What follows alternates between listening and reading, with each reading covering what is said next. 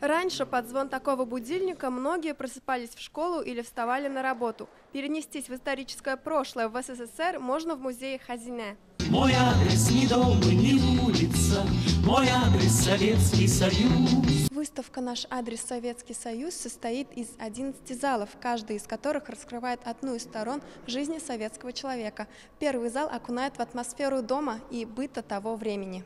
Сразу из первого зала мы попадаем к инсталляции, которая посвящена детям. Здесь расположена детская комната, а в ней это парта. Таких уже давно нет в школьных кабинетах. Я пришла на выставку, потому что мне действительно интересно искусство советских времен, потому что в последнее время мы стали об этом забывать, и какое действительно было наша жизнь, наше детство, счастливое детство в советское время.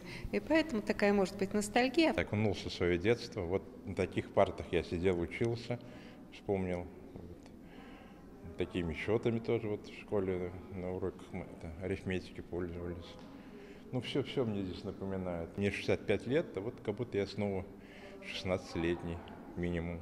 Советская швейная машинка 60-х, знаменитый тогда радиопроигрыватель, чугунный утюг, вера и правда служивший домохозяйкам – это лишь малая часть того, что здесь представлено.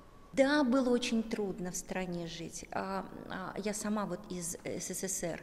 Но было столько много радостных моментов. Ну, а живописцы, как люди, которые все это описывают, да, в такой реалистической манере в том числе, да, это те люди, которые нам оставили вот этот вот пласт, замечательный совершенно пласт.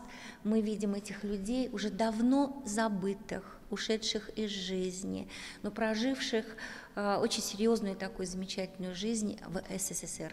Ностальгия и легкая грусть по ушедшей эпохе старшего поколения, неподдельный интерес нынешнего. Эта выставка вызывает разные эмоции, говорят посетители Хазиня Казанского Кремля. Она открыта до конца февраля. Диляр Шарипова, Алмаз Зиединов, ТНВ, Казань.